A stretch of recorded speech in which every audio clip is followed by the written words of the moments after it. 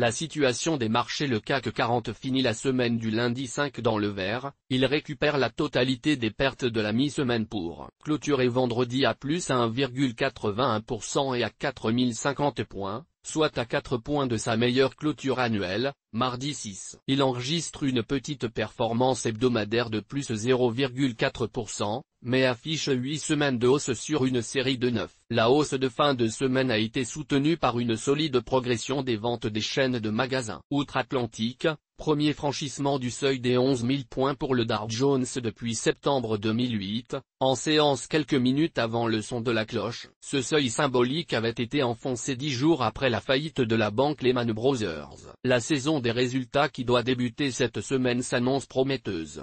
En revanche, avant ces résultats, les opérateurs européens ont hésité à prendre position pour mesurer la température de l'eau.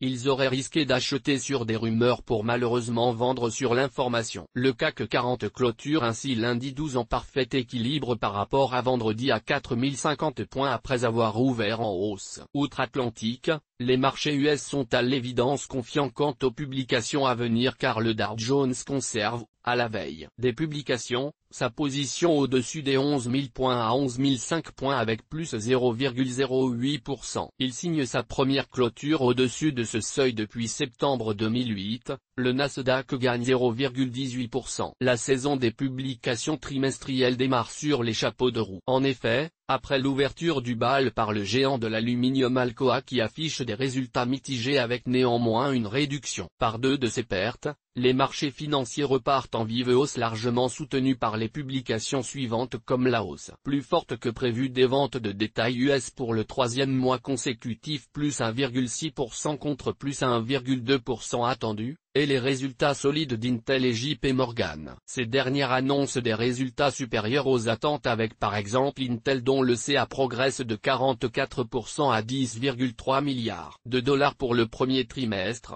ce qui soutient l'hypothèse de la reprise de la consommation des produits technologiques et celle de la consommation dans son ensemble grâce à la hausse des ventes de détail. Toutefois, la fin de semaine sera corrective car les marchés ont pris connaissance de certaines publications qui rappellent la fragilité de la reprise comme par exemple la hausse des inscriptions hebdomadaires nouvelles au chômage, la progression de la production industrielle plus faible qu'anticipé et l'indice du sentiment des consommateurs américains mesuré par Reuters qui est ressorti bien inférieur au consensus. Or le consommateur est au cœur du processus de la reprise par ses dépenses. Chacun aura pu observer le caractère exceptionnel de la correction de vendredi après-midi. En effet, on n'avait pas vu de décrochage aussi rapide depuis les pires moments de la crise. Les valeurs bancaires se retrouvaient en première ligne des dégagements. La raison, l'annonce d'une enquête de la SEC, gendarme des marchés US, pour fraude à l'encontre de Goldman Sachs sur des produits subprimes, tient donc.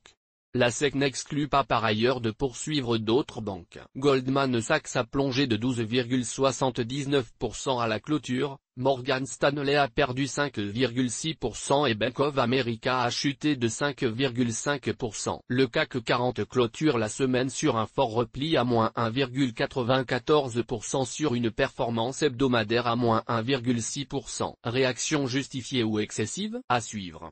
Retour des introductions en bourse selon 2 études indépendantes, respectivement de Ernst & Young et de PricewaterhouseCoopers. Le marché mondial des introductions en bourse enregistre une vive accélération sur le premier trimestre de l'année. Notons que selon HippoWatch Europe qui suit les volumes et les introductions en bourse, 2009 avait été une année médiocre car victime de la perte de confiance mondiale à l'égard des marchés financiers et de la récession. L'étude avait recensé seulement 16 opérations en Europe pour un montant cumulé de 35 millions d'euros. Le premier trimestre 2010 se montre beaucoup plus fourni dans les 3 principaux continents observés, l'Europe, les US et l'Asie. 267 opérations ont été enregistrées pour un montant cumulé de 53,2 milliards d'euros levés contre 52 opérations au premier trimestre 2009, pour un montant de 1,4 milliard d'euros levés. Le pire trimestre de la décennie. Dans le détail, on relèvera en pôle position l'Asie avec 166 opérations pour 35,1 milliards de dollars soit 62% de l'ensemble des opérations et 66% de la valeur des opérations. Le continent comptabilise 9 des 20 plus grosses introductions, la palme revient au Japon avec une introduction pour une valorisation à 11 milliards de dollars. En Europe, l'étude de Ernst &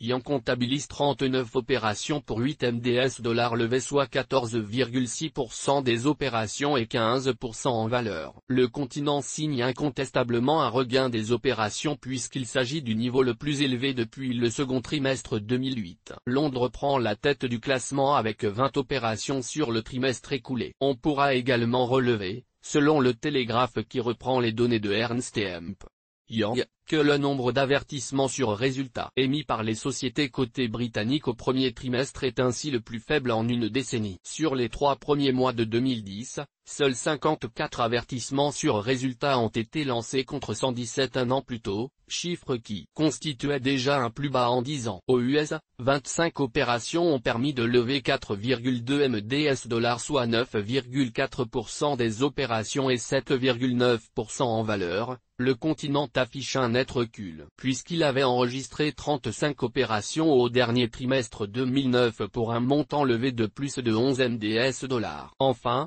les anticipations pour le second trimestre en cours sont favorables puisqu'elles prévoient une solide performance. Toujours selon Ernst & Young, il y a de nombreuses opérations planifiées au niveau mondial, les émetteurs attendent la bonne fenêtre de tir pour obtenir le meilleur prix d'introduction. Thierry Lou, Interactive Trader, FR.